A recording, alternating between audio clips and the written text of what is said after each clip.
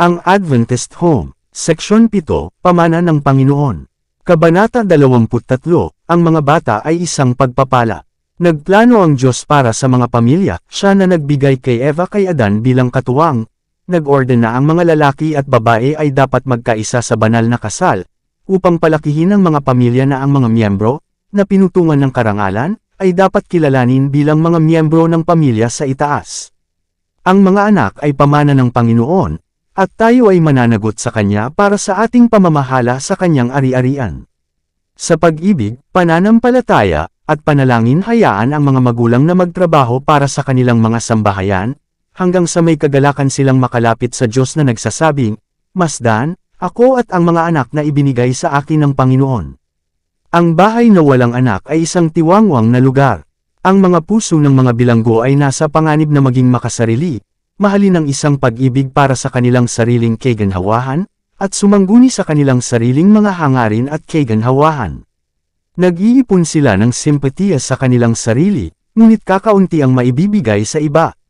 Payo sa mag-asawang walang anak, ang pagkamakasarili, na nagpapakita ng sarili sa iba't ibang paraan ayon sa mga pangyayari at kakaibang organisasyon ng mga individual, ay dapat mamatay. Kung ikaw ay nagkaroon ng mga anak, at ang iyong isip ay napilitang alisin sa iyong sarili upang alagaan sila, upang turuan sila, at maging isang halimbawa sa kanila, ito ay magiging isang kalamangan sa iyo. Kapag ang dalawa ay bumuo ng isang pamilya, bilang sa iyong kaso, at walang mga anak na dapat tawagan sa pagtitiyaga, pagtitiis, at tunay na pagmamahal, kailangan ng patuloy na pagbabantay baka ang pagkamakasarili ay makamit ang kataas-taasang kapangyarihan, baka ikaw mismo ang maging sentro, at kailangan mo ng atensyon, pangangalaga, at interes, na sa tingin mo ay walang obligasyon na ibigay sa iba. Marami ang may sakit sa pisikal, mental, at moral dahil halos tanging sa kanilang sarili lamang ang kanilang atensyon. Maaari silang mailigtas mula sa pagwawalang kilos sa pamamagitan ng malusog na sigla ng mas bata at iba't ibang isipan at ang hindi mapakali na enerhiya ng mga bata. Ang maharlikang mga katangian ay nalinang sa pag-aalaga sa mga bata. Ako ay may napakagiliw na interes sa lahat ng mga bata, dahil ako ay naging isang nagdurusa sa napakaagang edad. Nagdala ako ng maraming bata upang alagaan, at lagi kong nararamdaman na ang pakikasama sa pagiging simple ng pagkabata ay isang malaking pagpapala sa akin. Ang pakikiramay, pagtitiis, at pagmamahal na kailangan sa pakikitungo sa mga anak ay magiging isang pagpapala sa alinmang sambahayan. Palambutin at pasusupol nila ang mga nakatakdang katangian ng pagkatao sa mga kailangang maging mas masayahin at mapayapa. Ang pagkakaroon ng isang bata sa isang tahanan ay nagpapatamis at nagpapadalisay. Ang batang pinalaki sa takot sa Panginoon ay isang pagpapala. Ang pag-aalaga at pagmamahal sa mga umaasang bata ay nag-aalis ng kagaspangan sa ating mga likas, ginagawa tayong malambing at nakikiramay, at may impluwensyang bumuo ng mas marangal na elemento ng ating pagkatao. Ang impluwensya ng isang bata kay Enoch, pagkapanganak ng kanyang panganay na anak, naabot ni Enoch ang mas mataas na karanasan, nadala siya sa isang mas malapit na kaugnayan sa Diyos. Mas lubos niyang natanto ang sarili niyang mga obligasyon at responsibilidad bilang anak ng Diyos. At nang makita niya ang pagmamahal ng bata sa ama nito, ang simpleng pagtitiwala nito sa kanyang proteksyon, nang madama niya ang malalim, pananibik na lamang ng kanyang sariling puso para sa panganay na anak na iyon, natutunan niya ang isang mahalagang aral ng kamanghamanghang pag-ibig ng Diyos sa mga tao sa kaloob ng kanyang anak, at ang pagtitiwala na maaaring ipahinga ng mga anak ng Diyos, kanilang makalangit na Ama. Isang mahalagang tiwala, ang mga bata ay nakatuon sa kanilang mga magulang bilang isang mahalagang pagtitiwala, na isang araw ay hihilingin ng Diyos sa kanilang mga kamay. Dapat nating bigyan ng kanilang pagsasanay ng mas maraming oras, higit na pangangalaga, at higit na panalangin. Mas kailangan nila ng tamang uri ng pagtuturo. Tandaan na ang iyong mga anak na lalaki at babae ay mas nakababatang miyembro ng pamilya ng Diyos. Ipinagkatiwala niya sila sa iyong pangangalaga, upang sanayin at turuan para sa langit. Dapat kang magbigay ng pananagutan sa Kanya para sa paraan ng iyong pagtupad sa iyong sagradong pagtitiwala. Kabanata 24, Laki ng Pamilya. Isang malubhang mali sa mga ina, mga anak, at lipunan, may mga magulang na, nang walang pagsasaalang-alang kung magagawa ba nila o hindi ang katarungan sa isang malaking pamilya, pinupuno ang kanilang mga bahay ng mga walang magawang maliliit na nilalang na ito, na lubos na umaasa sa kanilang mga magulang para sa pangangalaga, at pagtuturo. Ito ay isang matinding pagkakamali, hindi lamang sa ina, kundi sa kanyang mga anak at sa lipunan. Dapat laging tandaan ng mga magulang ang kabutihan sa hinaharap ng kanilang mga anak. Hindi sila dapat pilitin na italaga ang bawat oras sa pagbubuwis sa paggawa upang maibigay ang mga pangangailangan sa buhay. Bago palakihin ang kanilang pamilya, dapat nilang isaalang-alang kung ang Diyos ay luluwalhatiin o masiraan ng puri sa pamamagitan ng kanilang pagdadala ng mga anak sa mundo. Dapat nilang hangarin na luwalhatiin ang Diyos sa pamamagitan ng kanilang pagsasama mula pa noong una, at sa bawat taon ng kanilang buhay may asawa. Ang kalusugan ng ina ay mahalaga, dahil sa pananagutan na iniaatang sa mga magulang, dapat itong pag-isipang mabuti kung pinakamabuting dalhin ang mga anak sa pamilya. May sapat bang lakas ang ina para pangalagaan ang kanyang mga anak? At maaari bang magbigay ang ama ng gayong mga pakinabang na wastong huhubog at turuan ang bata? Napakaliit ng kapalaran ng bata na isinasaalang-alang. Ang kasiyahan sa pagsinta ay ang tanging iniisip, at ang mga pasanin ay dinadala sa asawa at ina na nagpapahina sa kanyang sigla at nagpaparalisa sa kanyang espiritual na kapangyarihan. Sa sirang kalusugan at may panghihina ng loob na mga espiritu ay natagpuan niya ang kanyang sarili na napapalibutan ng isang maliit na kawan na hindi niya kayang alagaan gaya ng nararapat. Sa kawalan ng pagtuturo na dapat nilang taglayin, sila ay lumaki upang siraan ang Diyos at ipaalam sa iba ang kasamaan ng kanilang sariling kalikasan, at sa gayon ay itinayo ang isang hukbo na pinamamahalaan ni Satanas ayon sa gusto niya.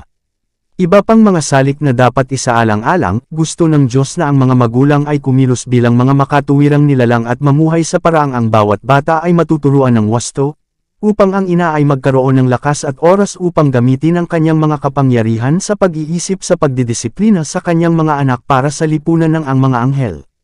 Dapat siyang magkaroon ng lakas ng loob na kumilos ng marangal sa kanyang bahagi at gawin ang kanyang gawain sa takot at pagmamahal sa Diyos, upang ang kanyang mga anak ay mapatunayang isang pagpapala sa pamilya at sa lipunan.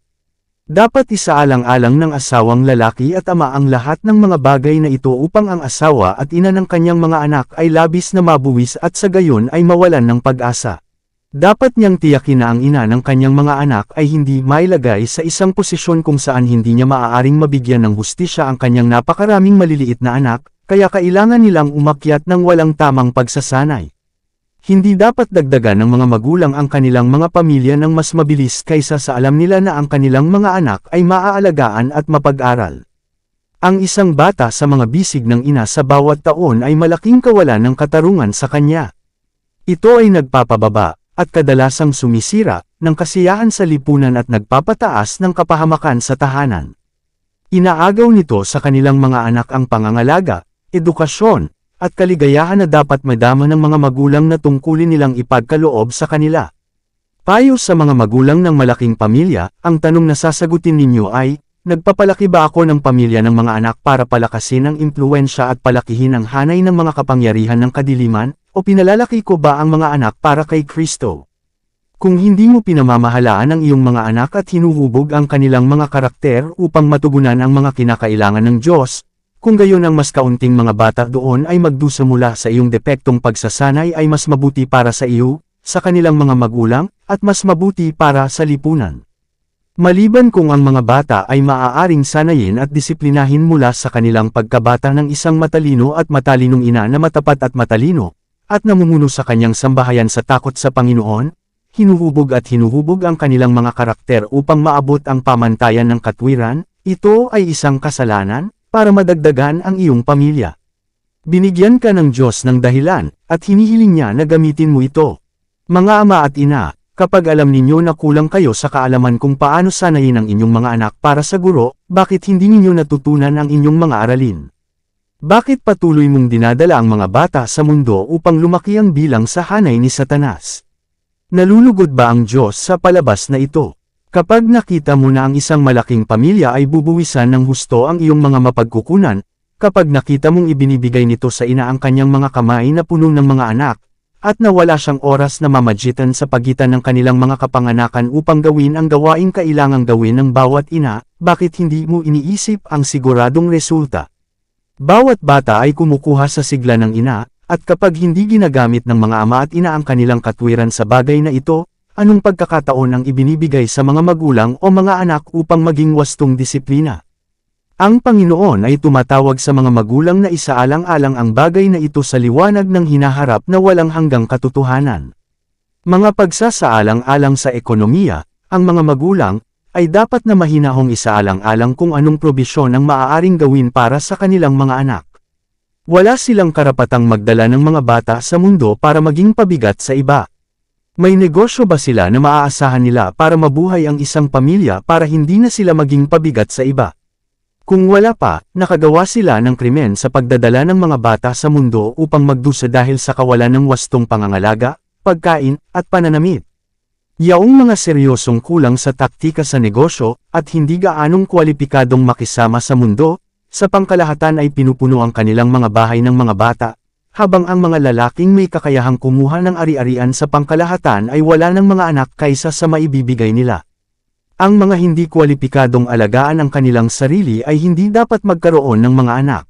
Kung paano dinadala kung minsan ang pagkalito sa simbahan, marami na halos hindi mabubuhay kapag sila ay walang asawa ay pinipiling magpakasal at bumuo ng isang pamilya kapag alam nilang wala silang masusuportahan. At ang mas malala pa dito, wala silang family government. Ang kanilang buong kurso sa kanilang pamilya ay minarkahan ng kanilang maluwag at maluwag na ugali. Maliit lang ang kontrol nila sa kanilang sarili at madamdamin, walang pasensya, at mabalisa. Kapag tinanggap ng gayong mga tao ang mensahe, nadarama nila na sila ay may karapatan sa tulong mula sa kanilang mas mayayamang mga kapatid, at kung ang kanilang mga inaasahan ay hindi natutugunan, sila ay nagrereklamo sa simbahan at inaakusahan sila na hindi nila isinasabuhay ang kanilang pananampalataya. Sino ang dapat na magdusa sa kasong ito? Kailangan bang maubos ang layunin ng Diyos, at maubos ang kabangyaman sa iba't ibang lugar, upang pangalagaan ang malalaking pamilyang ito ng mahihirap? Hindi. Dapat ang mga magulang ang nagdurusa. Hindi sila, bilang isang pangkalahatang bagay, ay magdurusa ng anumang mas malaking kakulangan pagkatapos nilang yakapin ang Sabbath kaysa dati. Kung paano maaaring paghigpitan ang paglilingkod ng misyonero, sa pagpapadala ng mga misyonero sa malalayong bansa, dapat piliin ang mga lalaking iyon na marunong magtipid, na walang malalaking pamilya, at na natatanto ang igsi ng panahon at ang dakilang gawaing dapat gawin, ay hindi mapupunan, kanilang mga kamay at mga bahay na may mga anak, ngunit pananatilihin ang kanilang mga sarili bilang malaya hanggat maaari mula sa lahat ng bagay na maglilihis sa kanilang mga isip mula sa kanilang isang dakilang gawain. Ang asawang babae, kung tapat at pinabayaang malayang gawin ito, ay magagawa, sa pamamagitan ng pagtayo sa tabi ng kanyang asawa, na makamit ang kasing dami nito. Pinagpala ng Diyos ang babae ng mga talento na magagamit sa kanyang kaluwalhatian sa pagdadala ng maraming anak na lalaki at babae sa Diyos, ngunit marami na maaaring mahusay na mga manggagawa ay pinananatili sa bahay upang pangalagaan ang kanilang mga anak. Gusto namin ng mga misyonero sa buong kahulugan ng salita, na isasantabi ang makasariling mga pagsasaalang-alang at hahayaan ang layunin ng Diyos na mauna. At sino, na gumagawa ng nakatuon sa kanyang kaluwalhatian, ay pananatilihin ang kanilang mga sarili bilang maliliit na tao upang pumunta kung saan siya mag-uutos at gumawa sa anumang kapasidad na ipalaganap ang kaalaman ng katotohanan. Ang mga lalaking may asawang nagmamahal at may takot sa Diyos at makakatulong sa kanila sa gawain ay kailangan sa larangan ng misyonero. Maraming may pamilya ang lumalabas upang magtrabaho, ngunit hindi nila lubos na ibinibigay ang kanilang sarili sa trabaho. Hati ang isipan nila. Hinahatak sila ng asawa at mga anak mula sa kanilang trabaho at madalas silang inilalayo sa mga bukid upang sila ay makapasok kung hindi nila iniisip na sila ay malapit sa kanilang tahanan. Kabanata 25, Pag-aalaga sa mga batang nangangailangan. Mga naulilang anak, maraming ama na namatay sa pananampalataya, na nananalig sa walang hanggang pangako ng Diyos, ang nag-iwan sa kanyang mga mahal sa buhay ng buong pagtitiwala na pangangalagaan sila ng Panginoon. At paano inilalaan ng Panginoon ang mga naulilang ito? Hindi siya gumagawa ng milagro sa pagpapadala ng mana mula sa langit, hindi siya nagpapadala ng mga uwak upang dalhan sila ng pagkain, ngunit siya ay gumagawa ng isang himala sa mga puso ng tao, pinaalis ang pagkamakasarili mula sa kaluluwa at binubuksan ang mga bukal ng kabutihan. Sinusubok niya ang pag-ibig ng kanyang nag-aangking mga tagasunod sa pamamagitan ng pagbibigay sa kanilang magiliw na awa sa mga nagdadalamati at naulila. Hayaang buksan ng mga may pag-ibig ng Diyos ang kanilang mga puso at tahanan upang tanggapin ang mga batang ito. Mayroong isang malawak na larangan ng pagiging kapaki-pakinabang sa harap ng lahat na magtatrabaho para sa guro sa pangangalaga sa mga bata at kabataang ito na pinagkaaitan ng mapagbantay na patnubay ng mga magulang at ang mapanlinlang na impluwensya ng isang Kristiyanong tahanan. Marami sa kanila ang nagmana ng masasamang katangian ng pagkatao, at kung hahayaang lumaki sa kamangmangan, sila ay aanod sa mga asosasyon na humahantong sa bisyo at krimen. Ang mga batang hindi nangangako na ito ay kailangang ilagay sa isang posisyong favorable para sa pagbuo ng isang tamang karakter, upang sila ay maging mga anak ng Diyos. Pananagutan ng simbahan, ang mga batang walang ama at walang ina ay inihagi sa mga bisig ng simbahan, at sinabi ni Kristo sa kanyang mga tagasunod, "Kunin mo itong mga batang dukha, palakihin mo sila para sa akin, at tatanggapin ninyo ang inyong kabayaran." Marami akong nakitang pagkamakasarili na ipinakita sa mga bagay na ito. Maliban na lamang kung mayroong ilang espesyal na katibayan na sila mismo ay makikinabang sa pamamagitan ng pag-ampon sa kanilang pamilya ng mga nangangailangan ng tahanan, ang ilan ay tumalikod at sumagot, "Hindi." Mukhang wala silang alam o pakialam kung ang mga iyon ay naligtas o nawala. Iyon, sa tingin nila, ay hindi nila negosyo. Kasama ni Cain ay sinabi nila, "Ako ba ang tagapag-ingat ng aking kapatid?" Hindi sila handang malagay sa abala o gumawa ng anumang sakripisyo para sa mga ulila, at walang pakialam nilang itinulak ang mga ito sa mga bisig ng mundo, na kung minsan ay mas handang tumanggap sa kanila kaysa sa mga nag-aangking Kristiyano. Sa araw ng Diyos ang pagtatanong ay gagawin para sa mga binigyan ng langit ng pagkakataong iligtas. Ngunit ninanais nilang mapatawad, at hindi makikibahagi sa mabuting gawain maliban kung ito ay gagawin nilang pakinabang sa kanila. Ipinakita sa akin na ang mga tumatanggi sa mga pagkakataong ito para sa paggawa ng mabuti ay makakarinig kay Jesus, kung paanong hindi ninyo ginawa sa isa sa mga pinakamaliit na ito, ay hindi ninyo ginawa sa akin. Pakibasa ang Isayas Kapitulo 58, mga talata 5 hanggang 11. Isang panawagan sa mga mag-asawang walang anak, ang ilan na walang sariling mga anak ay dapat turuan ang kanilang sarili na mahalin at pangalagaan ang mga anak ng iba. Maaaring hindi sila tawagin upang pumunta sa isang dayuhang larangan ng paggawa, ngunit maaari silang tawagin upang magtrabaho sa mismong lokalidad na kanilang tinitirhan. Sa halip na bigyan ng labis na atensyon ang mga alagang hayop, labis na pagmamahal sa mga paipong hayop, hayaan silang gamitin ang kanilang talento sa mga tao na may langit upang manalo at isang impyerno na dapat iwasan. Hayaan silang magbigay ng kanilang pansin sa maliliit na bata na ang mga karakter ay maaari nilang hubugin at likhain ayon sa banal na pagkakatulad. Ilagay ang iyong pagmamahal sa mga walang tirahan na maliliit na nasa paligid mo. Sa halip na isara ang iyong puso sa mga miyembro ng pamilya ng tao, tingnan kung ilan sa maliliit na walang tahanan na ito ang maaari mong palakihin sa pangangalaga at payo ng Panginoon. Napakaraming trabaho para sa lahat ng gustong magtrabaho. Sa pamamagitan ng pakikibahagi sa linyang ito ng gawaing Kristiyano, ang simbahan ay maaaring dumami sa mga miyembro at yumaman sa espiritu. Ang gawain ng pagliligtas sa mga walang tirahan at walang ama ay gawain ng lahat. Kung ang mga walang anak at ginawang katiwala ng Diyos ay magpapalawak ng kanilang puso sa pangangalaga sa mga bata na nangangailangan ng pagmamahal, pag-aalaga, at pagmamahal, at tulong sa mga ari-arian ng mundong ito, mas magiging masaya sila kaysa ngayon. Hanggat ang mga kabataang walang awa ng ama o pagmamahal ng isang ina ay nakalantad sa masasamang impluwensya ng mga huling araw na ito, tungkulin ng isang tao na ibigay ang lugar ng ama at ina sa ilan sa kanila.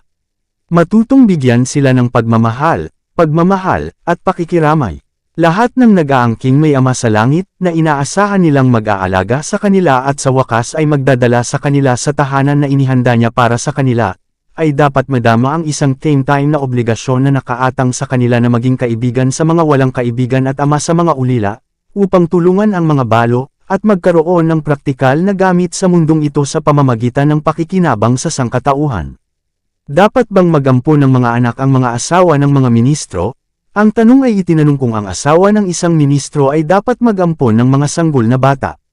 Sagot ko, kung wala siyang hilig o kakayahang gumawa ng gawaing misyonero sa labas ng kanyang tahanan, at nararamdaman niyang tungkulin niyang kumuha ng mga ulila at alagaan sila, maaari siyang gumawa ng mabuting gawain.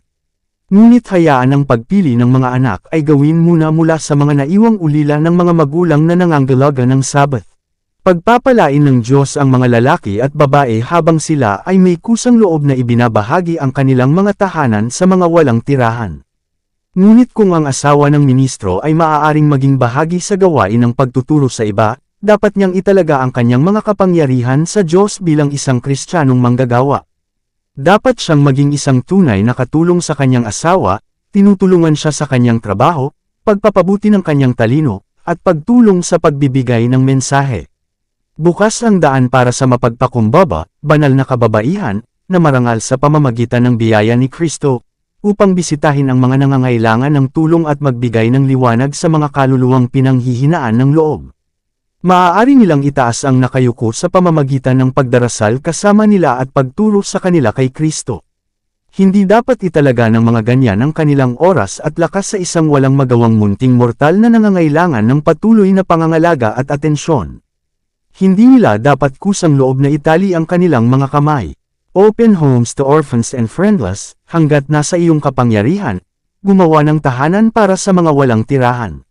Hayaang maging handa ang lahat na kumilos sa pagtulong sa pagpapasulong ng gawaing ito. Sinabi ng Panginoon kay Pedro, "Kukunin mo ang aking mga tupa."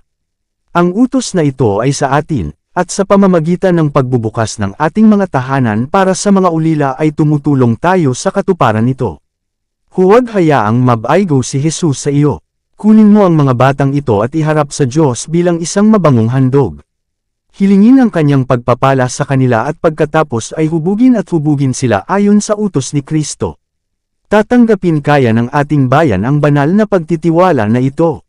Tandaan, para sa karagdagang detalyadong payo sa paksang ito tingnan ang Welfare Ministry. Isang pagsubok para sa bayan ng Diyos. Ilang taon na ang nakalipas ay ipinakita sa akin na ang bayan ng Diyos ay susubukan sa puntong ito ng paggawa ng mga tahanan para sa mga walang tahanan, na marami ang walang tahanan bilang bunga ng kanilang paniniwala sa katotohanan. Ang pagsalungat at pag-uusig ay mag-aalis sa mga mananampalataya ng kanilang mga tahanan, at tungkulin ng mga may tahanan na magbukas ng malawak na pinto sa mga wala. Ipinakita sa akin kamakailan na ang Diyos ay espesyal na susubok sa kanyang nag-aangking mga tao patungkol sa bagay na ito. Si Kristo para sa ating kapakanan ay naging dukha upang tayo sa pamamagitan ng kanyang kahirapan ay yumaman. Gumawa siya ng isang sakripisyo upang makapaglaan siya ng isang tahanan para sa mga peregrino at mga estranghero sa mundo na naghahanap ng isang mas mabuting bansa, kahit na isang makalangit. Kabanata 26, Pamana ng mga magulang sa mga anak. The Law of Heredity.